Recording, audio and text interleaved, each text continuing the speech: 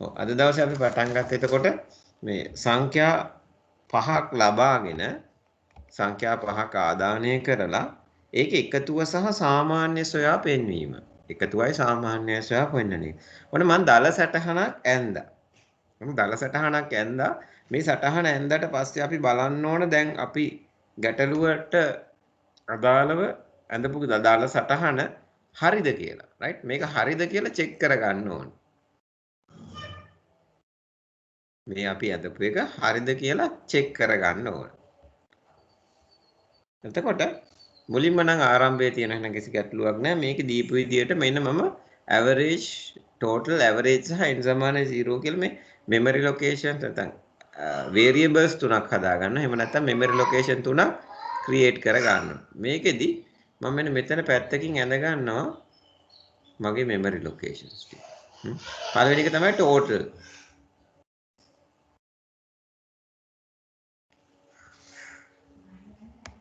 total කියන්නේ.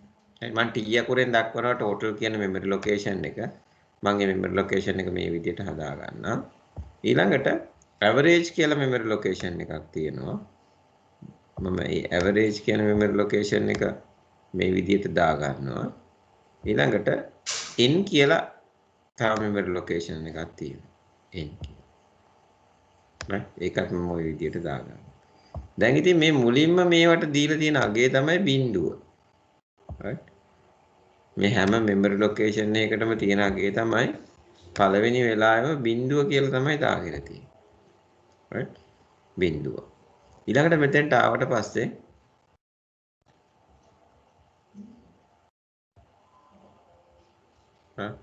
ආරම්භයෙන් ඉඳන් අපි පහළට එනවා. දැන් මෙතනටත් ආවා. මේ කොටසත් හරි. මේ කොටසත් අපේ වැඩේ ඉවරයි. මේකත් ඉවර කරගෙන දැන් පල්ලෙහාට ගමන් කරගෙන යනවා. ඊළඟට අපිට තියෙන්නේ මොකද පළවෙනිම අවස්ථාවේ කොන්දේසිය පරීක්ෂා කිරීම. කොන්දේසිය. මොකද්ද බලන්නේ මේ අපි දාගත්ත විදියට පහට වඩා n කුඩාද බලනවා.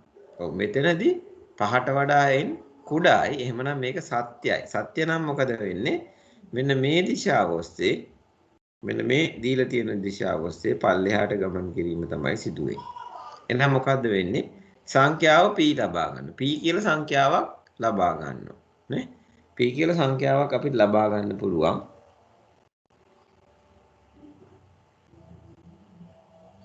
හරි. එතකොට p කියලා සංඛ්‍යාවක් ගන්නම් p කියලා memory location එකක් තියෙන්න ඕනේ. එහෙනම් ඔන්න මම තව එකක් ඇඳගත්ත memory location එකක් p කියන. අපි හිතමු දැන් අපිට මේකේ ගන්න තියෙන ගැටලුව සංඛ්‍යා පහක් ගන්නවා. එහෙනම් අපි කොහෙන් හරි සංඛ්‍යාවල් පහක් ගන්න ඕනේ. මම සංඛ්‍යා පහක් ලියාගමු. 4 2 6 3 1 මම ලියාගමු. සංඛ්‍යාවල් පහක් තියෙනවා. වෙන වෙනම සංඛ්‍යාවල් පහක් තියෙන්නේ. මේ සංඛ්‍යා පහ අරගෙන එකතුව සහ සාමාන්‍ය පෙන්වන්න ඕනේ.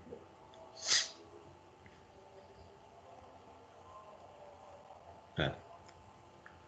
එතකොට total කියන අවස්ථාව ගැන කතා කරා ඒක හරි මෙතෙන්ටත් ආව. දැන් සංඛ්‍යාව p ලබා ගැනීම කියලා කියනවා. සංඛ්‍යාව p ලබා ගන්න අපි සංඛ්‍යාව ලබා ගත්තොත් මුලින්ම අපි හිතුව මේ පැත්තෙන් පටන් ගන්නවා කියලා. එහෙනම් අපි මුලින්ම ගන්න සංඛ්‍යාව තමයි 4 කියන සංඛ්‍යාව. මුලින්ම p විදියට ගන්න එහෙම වුණොත් p විදියට එන්නේ අපිට 4 කියන සංඛ්‍යාව. p විදියට ගන්න. එහෙනම් අපි මෙන්න මෙතන memory location එකෙත් ලියා ගන්න ඕන ගත්ත සංඛ්‍යාව කීයද 4යි කියලා. right මෙතන memory location. ඊළඟට බලන්න එහෙම ගත්තට පස්සේ total කියන memory location එකක් ගැන මෙතන කතා වෙනවා. total කියලා memory location එකක්. ඒ total memory location එක සමාන කරලා තියෙන total එකතු කිරීම p කියලා. ඒ කියන්නේ දැනට තියෙන total memory location එකේ කීයදගේ දැනට තියෙන්නේ බිඳුවයි. මෙතනින් බලා ගන්න පුළුවන් ඒක. t කියන memory location එකේ උඩ වම් පැත්තේ බිඳුව තමයි තියෙන්නේ. එතකොට බිඳුවට p එක p කියලා කියන 4යි. එහෙනම් total variable එක දැන් අප්ඩේට් වෙනවා. මෙන්න මේ විදියට මේ විදියට තමයි මේ ගණනය කිරීම මේ දිශාවට සිදු වෙන්නේ. එතකොට ටෝටල් එකේ බිඳුවක් තියෙනවා. P එකේ තියෙන්නේ 4යි. එහෙනම් මේ සම්පූර්ණ එකේ අගය වෙන්නේ 4යි කියලා ටෝටල් කියලා මෙමරි ලොකේෂන් එකේ අගය අප්ඩේට් වෙනවා. ටෝටල් කියලා මෙමරි ලොකේෂන් එකේ අගය දැන් ඔන්න අප්ඩේට් වෙනවා 4 කියන එකට. එතකොට දැන් මේකේ බිඳුව කියන එකක් නැහැ. බිඳුව කියන එක මැකිලා ගියා. right බිඳුව කියන එක මැකිලා ගියා.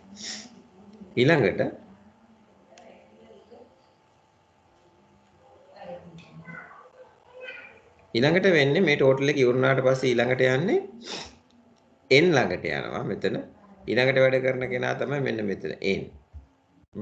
ඒකෙත් මේ දිශාවට n කියන දිශාවට තමයි මේවා වැඩ කරන්නේ. එතකොට n කියන මෙමරි ලොකේෂන් එකේ අගය තියෙන බිඳුව ඒකට එකක් එකතු වෙලා 1 වෙනවා. එහෙනම් n කියන මෙමරි ලොකේෂන් එකේ අගය අපි ගත්තොත් මේ බිඳුව කියන එක මැකිලා යනවා.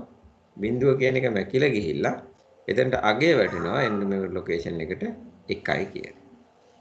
හරි. ඊළඟට මොකද්ද වෙන්නේ? මේක ඉවර වුණාට පස්සේ කොහෙටද යන්න තියෙන්නේ? මෙන්න මේ මාර්ගය ඔස්සේ මෙහෙම කැරකිලා නැවත මෙහෙට යනවා. දීලා තියෙන උපදේශ අනුව එහෙමයි වෙන්නේ.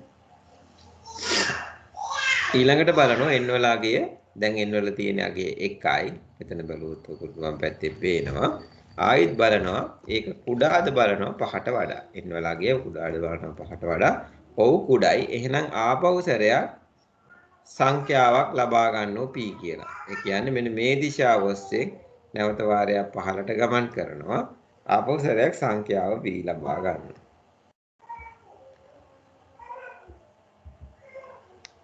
ඔව්. එහෙමනම් ඒ p ලබා ගන්නවත් අපි මෙතන දෙකේ ඉලක්කම තමයි ඊළඟට ගන්න. එහෙනම් අපිට සිද්ධ වෙනවා මෙතන ලියා ගන්න සංඛ්‍යාවේ අගය.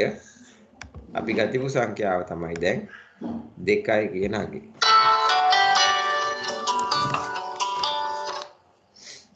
right 2යි කියන අගය.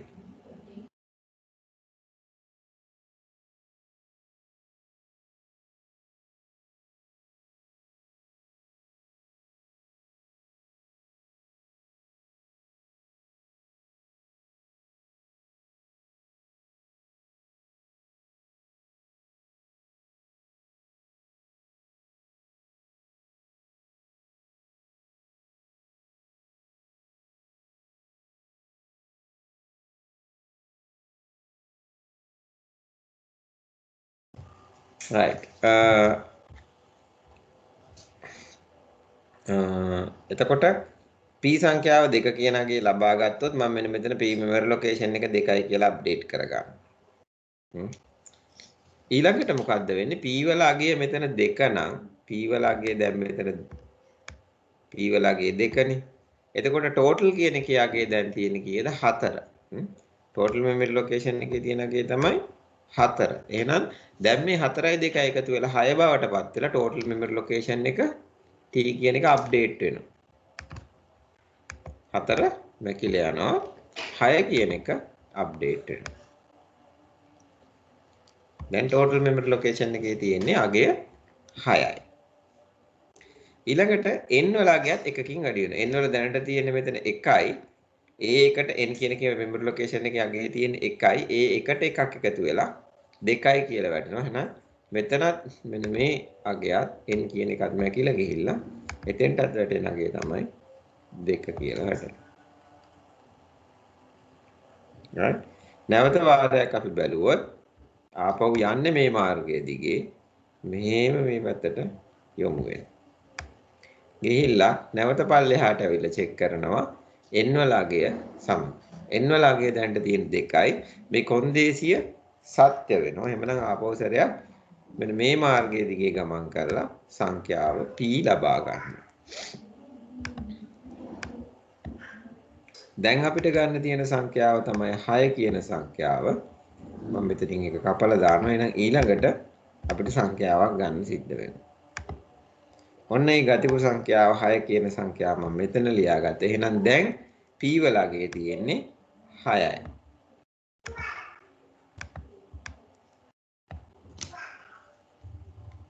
හරි. p වලට 6 අරගත්තට පස්සේ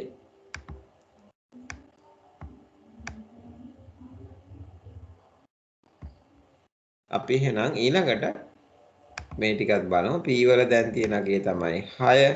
ටෝටල් එකේ තියෙන අගය තමයි 6. ටෝටල් එකේ තියෙන්නේ 6.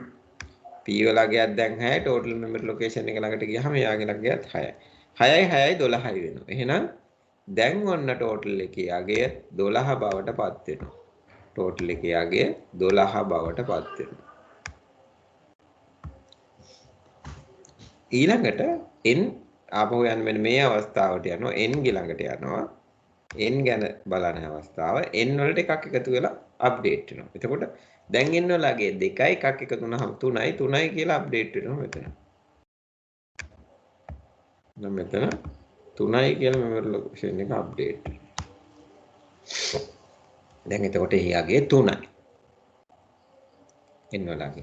නැවතත් සුපුරුදු පරිදි මේ මාර්ගයේ දිගේ යන්න. right ඊළඟට බලනවා n වල අගය 5ට වඩා අඩුයි කියලා. ඔව් අඩුයි. එහෙමනම් නැවතත් මේ පල්ලෙහාට යනවා මෙතන. ඊළඟට සංඛ්‍යාව p ලබා ගන්නවා. ආපහු සංඛ්‍යාවක් ලබා ගන්නවා. ඔව් ලබා ගැනීමේ හැකියාව තියෙනවා නේ. ලබා ගැනීමේ හැකියාව තියෙනවා. එහෙනම් අපි ඒ සංඛ්‍යාව වෙනුවට බලමු. අපි මෙතනින් සංඛ්‍යාවක් ගන්න 3 කියන සංඛ්‍යාව තමයි ඊළඟට ලබා ගන්න. එහෙමනම් දැන් p වල අගය මෙතන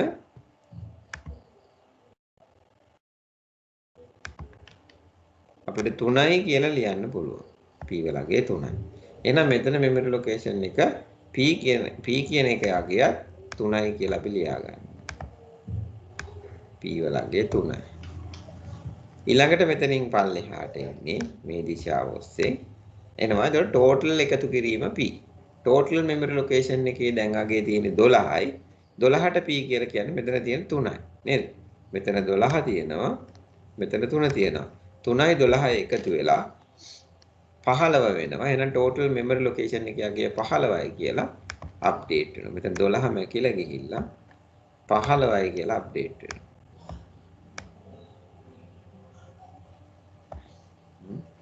ටෝටල් එක එකතු කිරීම p 15යි කියලා අප්ඩේට් වෙනවා. 15යි.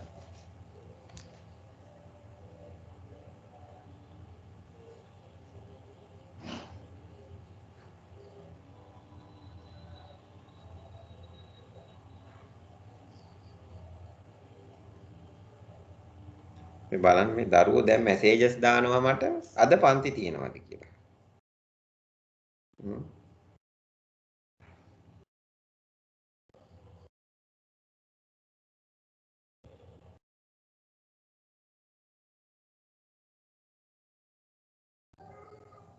රෙකෝඩින් එක තමයි දෙන්නේ. හරි. එතකොට ටෝටල් එක අපි 15යි කියලා අප්ඩේට් කරගත්තා. ඊළඟට n ගැන කතා කරන්න ඕනේ. n වල අගය අපි දැන් වෙන්නේ මෙතන 3යි තියෙන්නේ. 3ට එකක් එකතු වෙලා 4 බවට පත් වෙනවා. එහෙනම් මට සිද්ධ වෙනවා මෙන්න මෙතන තියෙන n කියන මෙමරි ලොකේෂන් එක මකලා ගිහිල්ලා 4යි කියලා දාන්න. right. n වල අගය 4යි. ඊළඟට නැවතත් එහෙම වුණාට පස්සේ මේ මාර්ගය ඔස්සේ නැවත වාරයක් යනවා. ගිහිල්ලා ආපහු පල්ලෙහාට එනවා. කොන්දේසිය පරීක්ෂා කරනවා. කොන්දේසිය සත්‍යයි. මොකද n වල අගය 4යි. නැවතත් 15ට. ඊළඟට ආපහු සැරයක් කරන්නේ මොකද්ද? p කියවනවා. p කියව ගන්නවා. එතකොට p වලට තියෙන අගය මොකද්ද? දැන් ගන්න පුළුවන් එක 1 කියන එක ගන්න පුළුවන්. එහෙනම් අපි මෙතනින් 1 කියන අගය ගන්න නේද? 1 කියන අගය ගන්න. right? p වලට එක ගත්තොත් මෙතන 1යි කියලා ලියා ගන්න ඕන අනිත් අගය මැකිලියා. ඊළඟට ටෝටල් කියන මෙමරි ලොකේෂන් එකේ 15ක් තියෙනවා. 15ට එකක් එකතු වෙනවා 16යි කියලා අප්ඩේට් වෙනවා. එහෙනම් අලුත් අගය තමයි 16 කියන එක.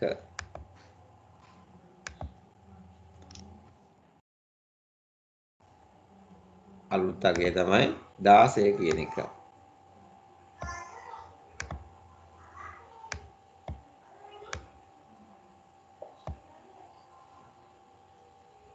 දාසය අප්ඩේට් වුණා. ඊළඟට n වලට එකක් එකතු වෙනවා. n වල 4යි තියෙන්නේ. එකට එකක් එකතු වෙලා 5 වෙනවා. අගය 5 වෙනවා. n වලට තියෙන්නේ. n වලට තියෙන අගය 5යි. ඊළඟට නැවත වාරයක් මේ මාර්ගය දිගේ යනවා. ගිහිල්ලා බැලුවහම ඊළඟට n කුඩයි 5 කියන කොන්දේසිය මොකද වෙන්නේ? දැන් n වල අගය 5යි. 5ට මොකද වෙන්නේ? කුඩා වෙන්නේ නැහැ නේද? සමාන වෙන්නේ. එහෙමනම් මේ කොන්දේසිය අසත්‍ය වෙනවා. අසත්‍ය වෙනවා නම් යන්නේ කොහෙද? මෙන්න මේ මාර්ගය දිගේ යනවා. මේ පැත්තට යනවා. ගිහිල්ලා ඊළඟට මොකක්ද බලන්න? ඇවරේජ්. ඇවරේජ් කියන එකේ අගය හයන්නේ නේ. ටෝටල්. ඇත්තටම ටෝටල් කියන එකේ අගය කීයද දැන්? ටෝටල් කියන එකේ අගය 16යි. 16යි. ඒක බෙදන්න ඕන n වලින්. n වල කීයද අගය දැන්? n වල අගය කීයද? කියන්න බලන්න පුතා. කවුරු හරි කෙනෙක් කියන්න. n වල අගය කීයද? මයික් එක ඔන් කරලා කියන්න. 5යි. 5යි. right. n වල අගය 5යි. right. එහෙනම් 16 බෙදීම 5 කියන එක තමයි මෙතන ඇවරේජ් එක විදියට දැන් ඔන්න මේ process එකේදී එන්නේ. right. 16 බෙදීම 5. කීයද 16 5න් බෙදුවාම?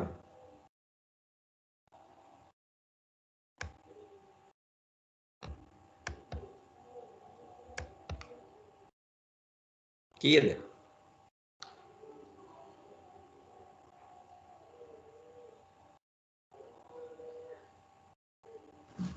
සර් 3.2යි. 3.2යි. 3.2යි.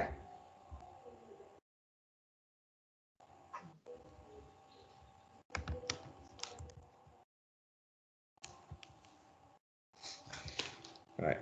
එතකොට total කියන memory location එකේ අගය දැන් ඇවිල්ලා තියෙනවා. ඔන්න අපිට මෙතන අගය සුළු කිරීමක් කරන්න අවශ්‍ය නැහැ. ඉතින් අපි අර ලේසියට තමයි කරේ 16 බෙදුවේ 5න් 3.2යි.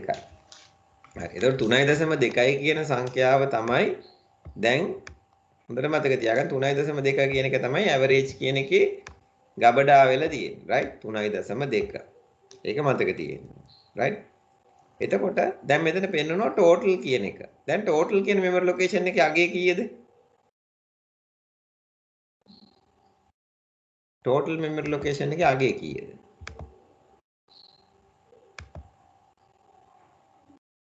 කීයද අගය? 16යි. ඒක කොහෙද තියෙන්නේ? මෙන්න මෙතන. මේ තියෙන්නේ. ඔන්න ආවා. total memory location එකේ අගය 16යි.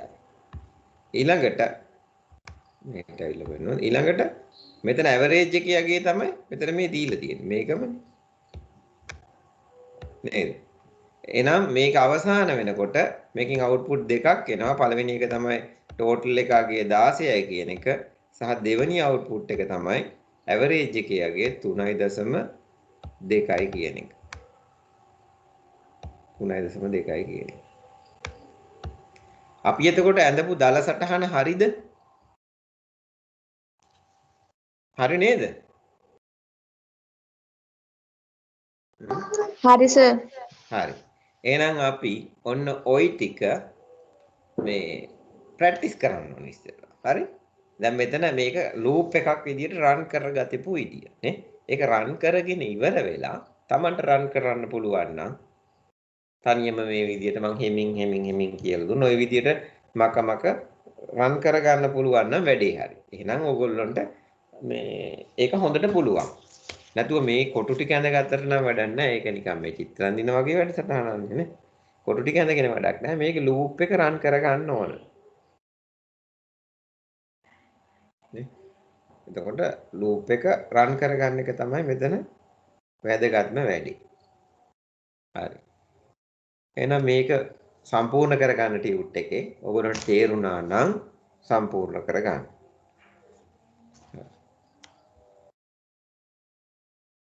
මේක අපහැදිලි කෙනෙක් ඉන්නවද කවුරු හරි? චුට්ටක් හරි Tamanට නොතේරුණු කෙනෙක්.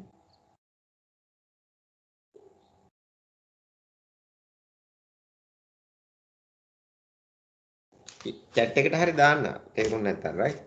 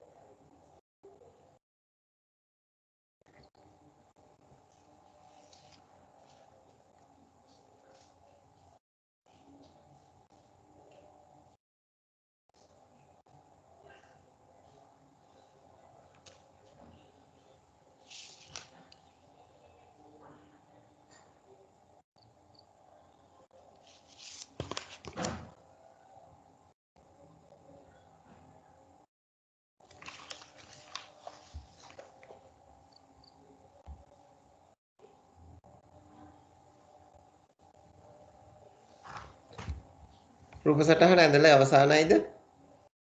තව වෙලා ඕනේද?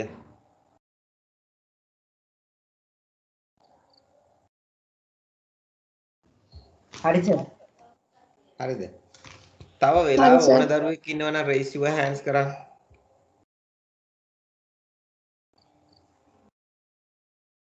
තව වෙලාව ඕන දරුවෙක් ඉන්නවනම් raise your hands කරන්න. ඕනද? raise your hands දාලා තියෙන්නේ ඕනේද? නෑ සර් කරලා ඉවරයි. එහෙනම් raise your hands අයින් කරගන්න. අත උස්සන් ඉන්නේ. right. එහෙනම් ඊළඟ එක අපි ලියාගමු සංඛ්‍යා 6ක් අතරින් කුඩාම සංඛ්‍යාව සොයා පෙන්වීම. සංඛ්‍යා 6ක් අතුරින් කුඩාම සංඛ්‍යාව සොයා පෙන්වීම.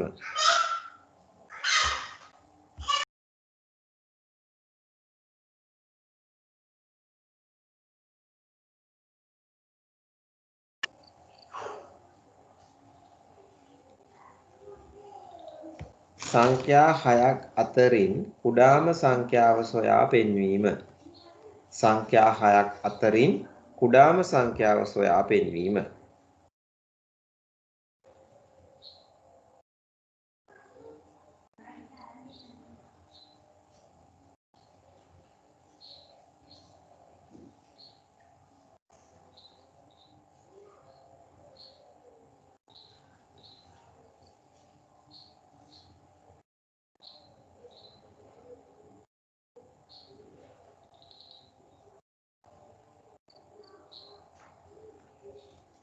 සංඛ්‍යා 6ක් අතරින් කුඩාම සංඛ්‍යාව සොයා පෙන්වීම. සංඛ්‍යා 6ක් අතරින් කුඩාම සංඛ්‍යාව සොයා පෙන්වීම.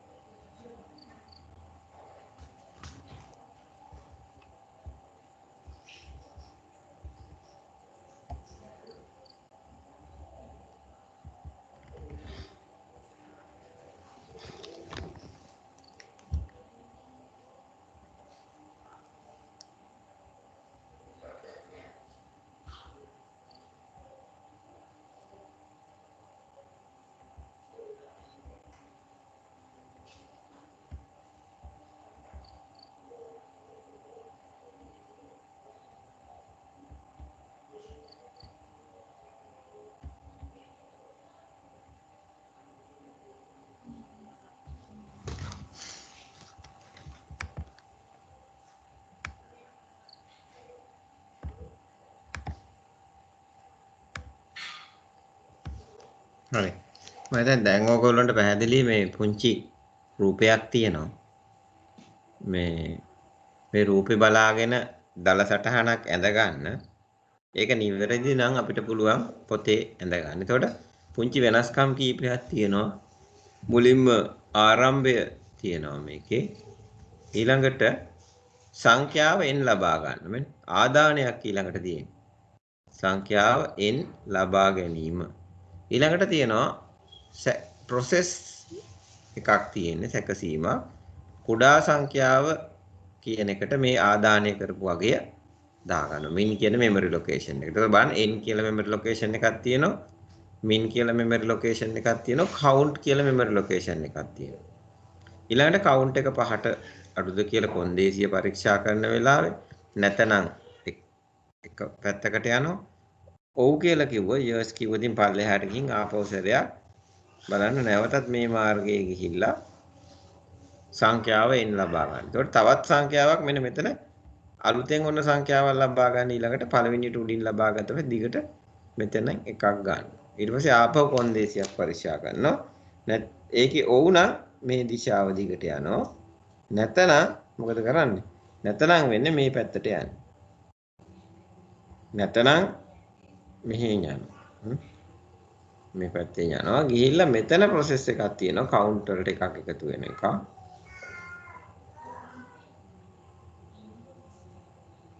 ඊළඟට ওই විදිහට මේක කැරකි යනවා. මෙතන කොන්දේසි අසත්‍ය වෙන අවස්ථාවේදී වැරදි වෙන අවස්ථාවේදී මේ දකුණු පැත්තට පයින්. ඊට පස්සේ min කියන්නේ කුඩා මගේනේ. කුඩා මගේ ප්‍රතිදානය කරලා දාලා වැඩසටහන අවසන් වෙනවා. ඔක තමයි ක්‍රියාව. right? මම මේ ටික මකලා දාන්නම්.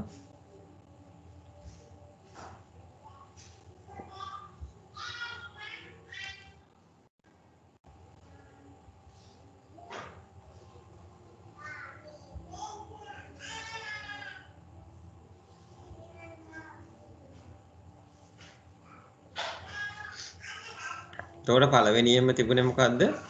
ආරම්භය. දෙවෙනියට සංඛ්‍යාව n ලබා ගැනීම. ඒක ආදානයක්. ඊළඟට min සමානයි n කියලා දැම්මා. count කියන එක අපි දාගන්නවා බිඳුවට. ඊළඟට කොන්දේසිය පරීක්ෂා කරා 5ට අඩුද කියලා. ඔව් නම් තව සංඛ්‍යාවක් ලබා ගන්න. ඊළඟට මෙන්න මේ කොන්දේසිය පරීක්ෂා කරනවා. සත්‍ය නම් මේකෙදි වෙන්නේ මෙතන තියෙන කොටස වෙනවා. මොකද මෙතන තිබුණේ min සමානයි n කිය. min සමානයි n කියලා තමයි මෙතන තියෙන්නේ.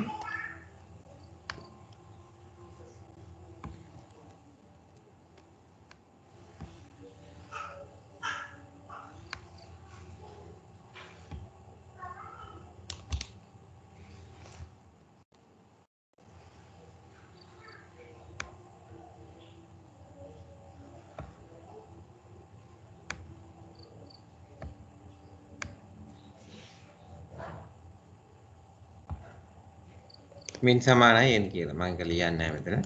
min සමාන n කියන එක මෙන්න මෙතන අන්තිමටම යටින් ලියා ගන්න. දල සටහන. ඇඳලා මේක රොටේට් කරන්න ඕන. රොටේට් කරලා බලලා හොඳ නම් ලියා ගන්න.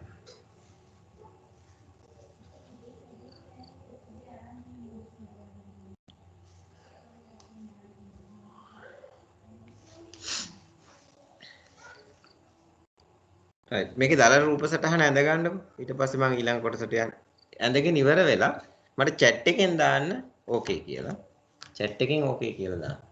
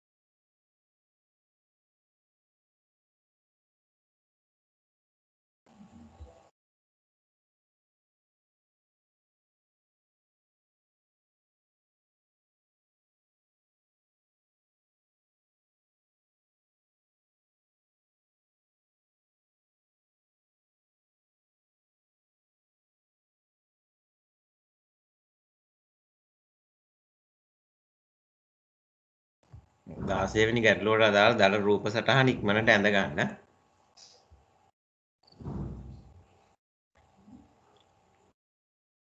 ගීතික හරි, රුවනි හරි.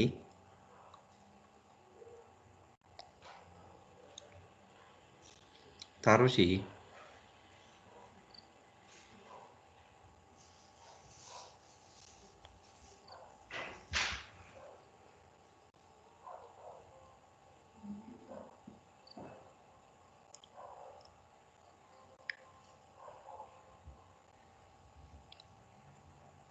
මල්කී ඕකේ. තරුෂිදිය තාම අඳිනවද? ලියන ගමන් දින්නේ? තාම වෙලාව ඕනේද? ඉවරයි සර්. ඉවරයි.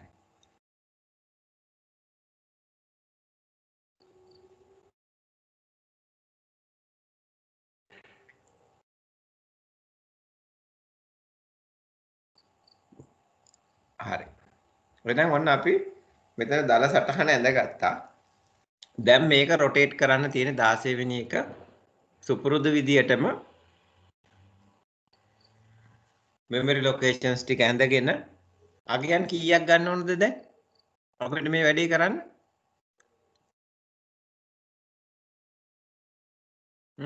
අගයන් කීයක් ගන්න ඕනද අපි? අගයන් 6ක් ගන්න ඕන. අගයන් 6ක් අරගෙන ඉවර වෙලා තමයි මේ වැඩේ කරන්නේ නේද? සංඛ්‍යා 6ක් අරගෙන මුලින් වගේ අපි වේරියබල්ස් ටික ලියාගෙන ඒව අප්ඩේට් කර කර ඉදිරියට අරගෙන යන්න ඕන. හරි? සංඛ්‍යා 6 අරගෙන ඒක අප්ඩේට් කරගෙන ඉදිරියට අරගෙන යන්න ඕන. right. දැන් කටු සටහනක් නේ ඇඳගත්තේ. හරි. අපි ඒක රොටේට් කරලා බලලා තමයි ඒක ඇඳ ගන්න ඕනේ නේද? right. එතකන් දැන් 16 වෙනි ගැටලුවනේ.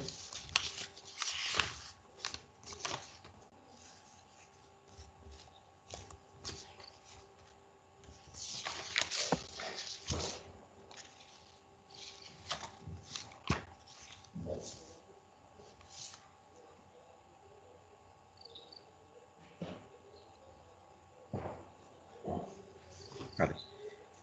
තුන්වෙනි 17 වෙනි ගැටලුව 17 වෙනි ගැටලුව ලියා ගන්න 16 වෙනි එක මම රොටේට් කරන්න යන්නේ නැහැ දැන් මම ඒක කරලා පෙන්නන්නම් 16 ගැටලුවේ උත්තරේ එතකොට උත්තරේ නෙමෙයි අපි මේ කටු සටහනක් ඇඳගත්ත ඒක හරිද කියලා බලලා රොටේට් කරලා වැඩ කරවල බලලා අගයන් 6ක් දාලා සාර්ථක නම් අපි ඒක ලියා ගන්න ඕනේ පොතේ.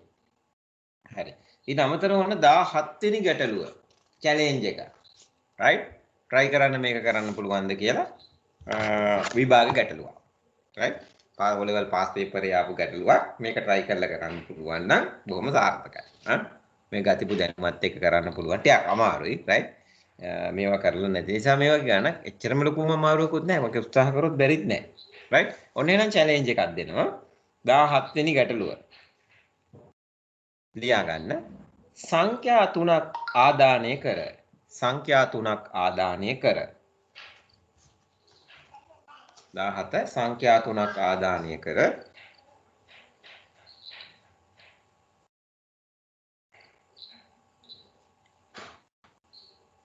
සංඛ්‍යා 3ක් ආදානය කර අඩුම සංඛ්‍යාව දර්ශනය කිරීම අඩුම සංඛ්‍යාව දර්ශනය කිරීම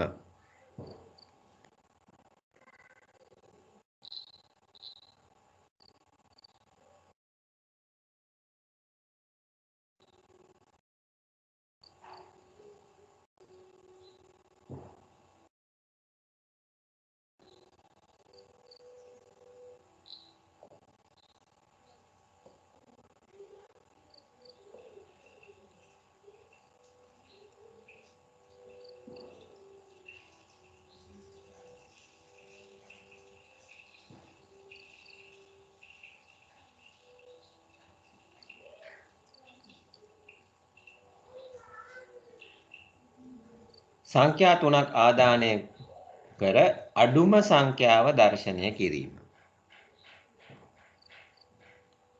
ඒකට දැන් ඕගොල්ලන්ට සිද්ධ වෙනවා සංඛ්‍යා 3ක් ගන්න. ඒ සංඛ්‍යා උදාහරණයක් විදිහට අපිට ගන්න පුළුවන් ABC කියලා සංඛ්‍යා 3ක් ආදානය කර ගන්න පුළුවන්.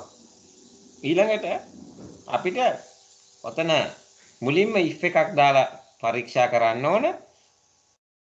අපිට පුළුවන් යම් කිසි සංඛ්‍යා තුනක් අපිට දුන්නොත් උදාහරණයක් විදිහට ඕගොල්ලන්ට ඇත්තටම සංඛ්‍යා තුනක් කවුරු හරි දුන්නොත් ඕකේ අපිට කුඩා සංඛ්‍යාව හරි විශාල සංඛ්‍යාව හරි හොයන්න උදාහරණයක් විශාල සංඛ්‍යාව හොයන්න කියමුකෝ.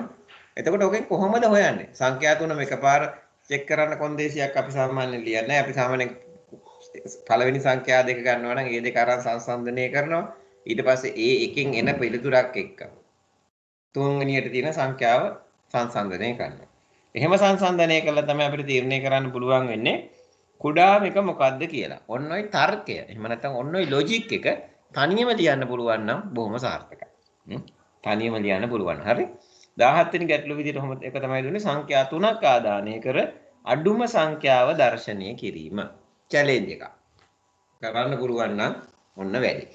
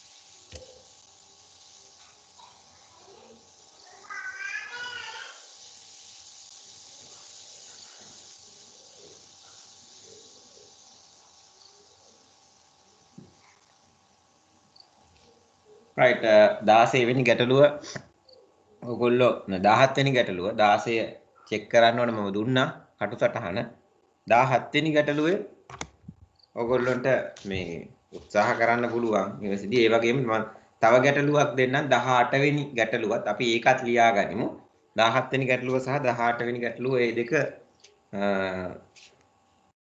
ගැටලු දෙක අපි ඉස්සෙල්ලා ලියාගෙන පස්සේ උත්තර ලියන්න බලමු හරි එහෙනම් මුදාලා ඔන්න 18 වෙනි ගැටලුව ලියා ගන්න. දැන් 17 ලිව්වනේ. 18 මේක ටිකක් දිගට ලියන්න ඕන. පොඩ්ඩක් පුංචියට අකුරු ලියා ගන්න. මේ ගැටලුව ටිකක් දිගට ලියන්න තියෙන ගැටලුවක්. හරි. විභාග ගැටලුවක් මේක පාස් පේපර් ගැටලුවක්.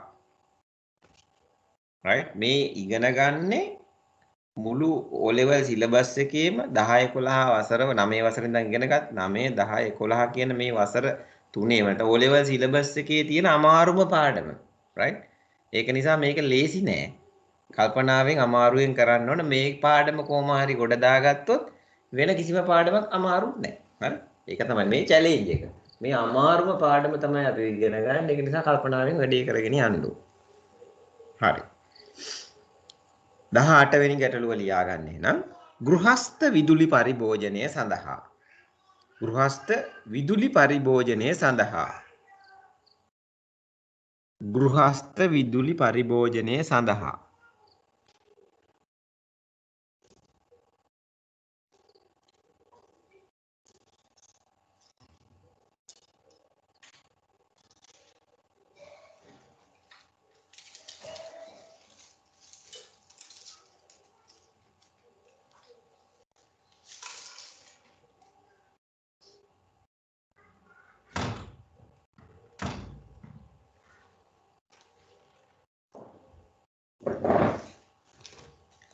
ගෘහස්ත විදුලි පරිභෝජනය සඳහා ගෙවිය යුතු මුදල ගෙවිය යුතු මුදල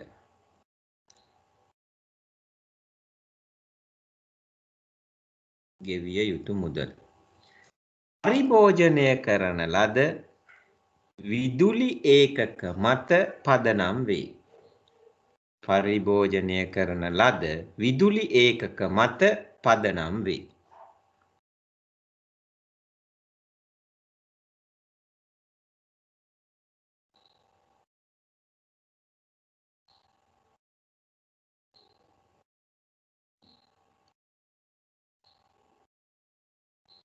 ගෘහස්ත විදුලි පරිභෝජනය සඳහා ගෙවිය යුතු මුදල පරිභෝජනය කරන ලද විදුලි ඒකක මත පදනම් වේ.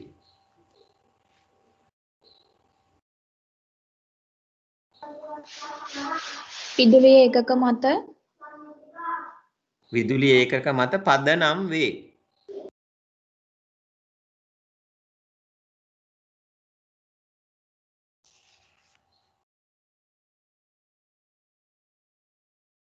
full stop එකක් නැවතී වෙන ලකුණ. ඊට පස්සේ පළමු ඒකක 64 සඳහා පළමු ඒකක 64 සඳහා පළමු ඒකක 64 සඳහා ඒකකයට පළමු ඒකක 64 සඳහා ඒකකයකට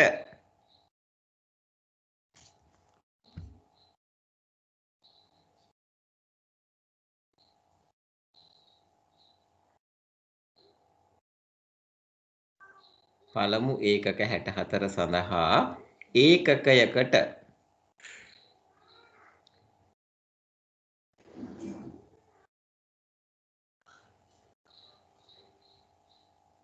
ඒකකයකට රුපියල් 5 බැගින්ද රුපියල් 5 බැගින්ද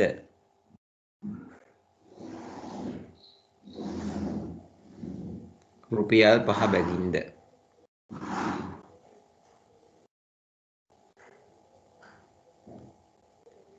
ඉතිරි ඒකක සඳහා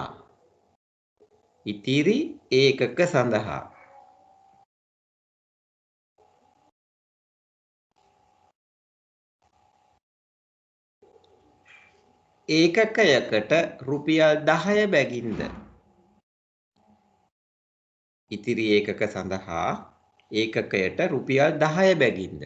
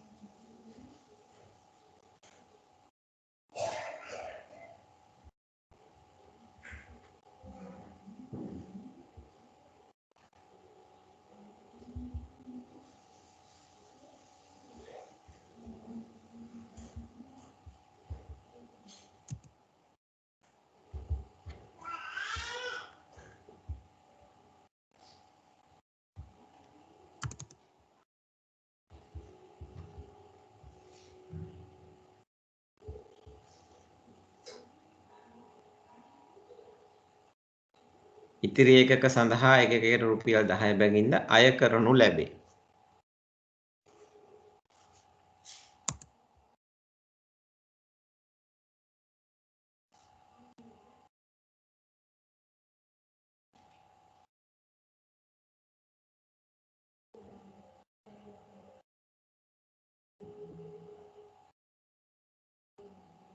අය කරනු ලැබේ.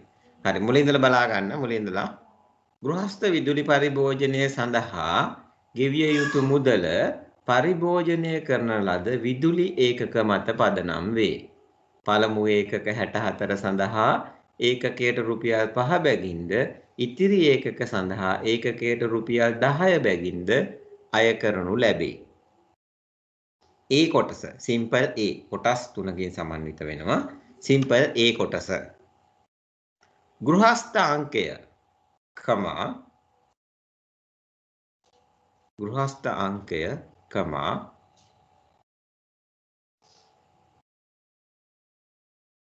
ගෘහස්ත අංකය කමාවක් දාන්න පෙර හා වර්තමාන විදුලි මනු කියවීම ගෘහස්ත අංකය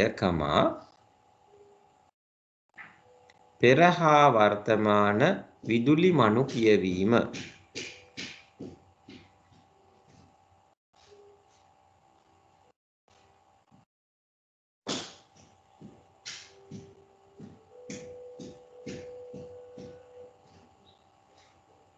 ගෘහස්ථාංකය කමා පෙර හා වර්තමාන විදුලි මනු කියවීම දුන් විට මනු කියවීම දුන් විට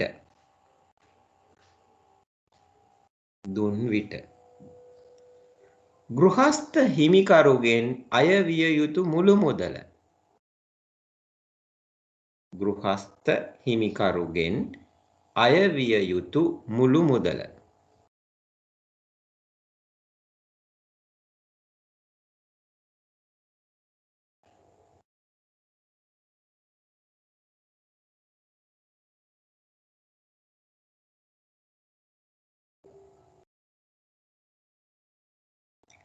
ගෘහස්ත හිමිකරුගෙන් අයවිය යුතු මුළු මුදල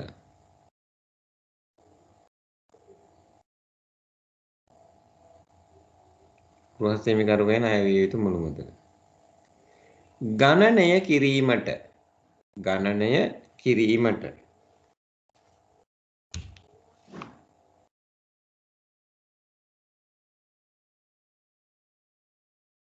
ගණනය කිරීමට භාවිතා කළ හැකි ගණනය කිරීමට භාවිතා කළ හැකි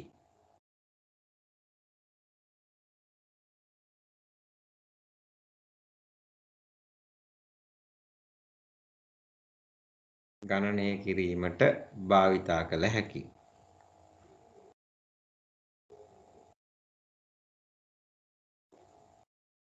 ගණනය කිරීමට භාවිතා කළ හැකි ඇල්ගොරිදමයක් නිරූපණය කිරීම සඳහා ඇල්ගොරිදමයක් නිරූපණය කිරීම සඳහා ගැලීම් සටහනක් අඳින්න ගැලීම් සටහනක් අඳින්න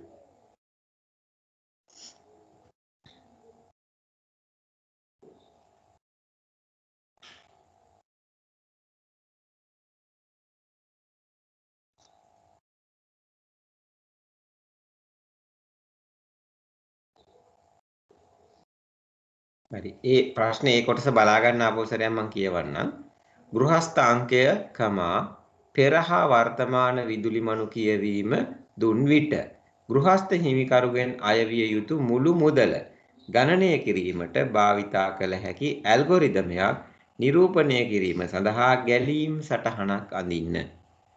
හරි. ඒක තමයි A කොටස. ඔන්න B කොටස. ලියාගන්න ඊළඟ කොටස B. ඉහත ගැලීම් සටහනට අදාළ ඉහත ගැලීම් සටහනට අදාළ ඉහත ගැලීම් සටහනට අදාළ ව්‍යාජ කේතය ලියා දක්වන්න ව්‍යාජ කේතය ලියා දක්වන්න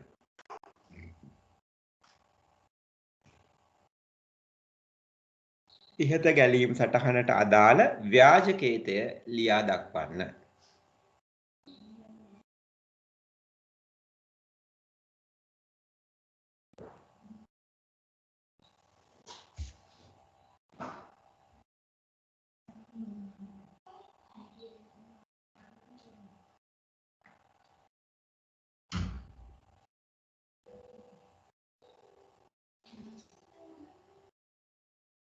ඉහත ගැලීම් සටහනට අදාළ ව්‍යාජ කේතය ලියා දක්වන්න. හරි. ඊළඟට C කොටස. තව කොටසක් තියෙනවා C. C කොටස. ඉහත ව්‍යාජ කේතයට අදාළ ඉහත ව්‍යාජ කේතයට අදාළ පැස්කල් ක්‍රම ලේඛනය පැස්කල් ක්‍රම ලේඛන ඉහත ව්‍යාජ කේතයට අදාළ පැස්කල් ක්‍රම ලේඛන වැඩසටහන ලියන්න පැස්කල් ක්‍රම ලේඛන වැඩසටහන ලියන්න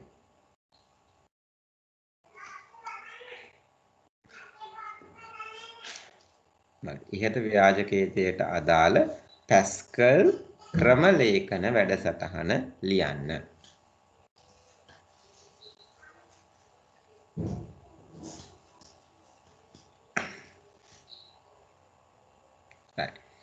C කොටස මම ආපහු කියන්න. ඉහත ව්‍යාජ කේතයට අදාළ පැස්කල් ක්‍රම ලේඛන වැඩසටහන ලියන්න. හරි. ලියලා ඉවරයිද? ලියලා ඉවර නම් හරි.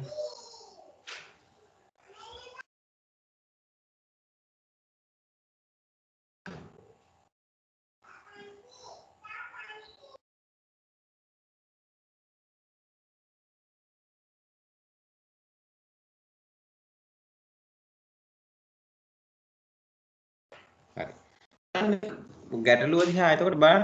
පළවෙනිටම කියන්නේ මොකද්ද? ගෘහස්ත විදුලි පරිභෝජනය සඳහා ගෙවිය යුතු මුළු මුදල පරිභෝජනය කරන ලද විදුලි ඒකක මත පදනම් වෙනවා. ඔව් අපි ගෙවල් වල එහෙමනේ නේ. අපි පාවිච්චි කරපු යුනිට් වලට අනුව තමයි සල්ලි ගෙවන්නේ. ඊට පස්සේ පළමු ඒකක 64 සඳහා රුපියල් 5 ගානේ ගන්නවා.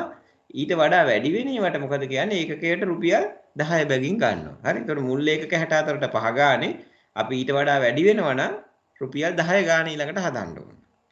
ඒ කොටසේදී අහන්නේ අපි ගෘහස්ථාංකය පෙරහා වර්තමාන විදුලි මණු කියවීම දුන් විට ගෘහස්ත හිමිකරුගෙන් අය වෙන්න ඕන මුදල ගණනය කරන්න ඇල්ගොරිතමයක් නිරූපණය කරන්න කියලා. එමනම් ඇල්ගොරිතමෙන් අපිට ප්‍රින්ට් කරන්න ඕන මොකද්ද මුදල නේද? පේමන්ට් වෙන ගාන මෙච්චරයි කියලා දානවා. ඊට පස්සේ ඒකට ගැලීම් ඒ ඇල්ගොරිතමය සඳහා ගැලීම් සටහන අඳින්න ඕන. ඒක ඇඳලා පස්සේ ව්‍යාජකේතය ලියන්න ඕන. ඒ ව්‍යාජකේතයේ අනුව අපි පැස්කල් ක්‍රම ලේඛනය හදන්න ඕන. ඔන්න ඕක තමයි ක්‍රමය. මේක තමයි විභාගය අහන්න පුළුවන් අමාරුම ප්‍රශ්නේ. හරි. මුලින්ම කියනවා ඇල්ගොරිතමය ගැලීම් සටහනකින් අඳින්න. ඒ ගැලීම් සටහන පදනම් කරගෙන ව්‍යාජකේතය ලියන්න. ඒ ව්‍යාජකේතය පදනම් කරගෙන පැස්කල් ක්‍රම ලේඛනය ලියන්න. එතකොට ගැලීම් සටහන වැරදුනොත් මොකද වෙන්නේ? ව්‍යාජකේතය වැරදිනවා. ව්‍යාජකේතය වැරදුනොත් මොකද වෙන්නේ? පැස්කල් ක්‍රම ලේඛනයේ වර්ධිනවා. රයිට්? ගලාගෙන යන්නේ. ෆස්ට් ස්ටෙප් පළවෙනි පියවර ඉවර නම් වැඩේ ඉවරයි. ඒක නිසා කල්පනාවෙන් අවබෝධයෙන් වැඩේ කරගෙන යන්න ඕන. රයිට්? කල්පනාවෙන් වැඩේ කරන්න ඕන. එහෙම නැති වුණොත් ලොකු ගැටලුවකට මුහුණ දෙන්න වෙනවා අපිට. රයිට්? කල්පනා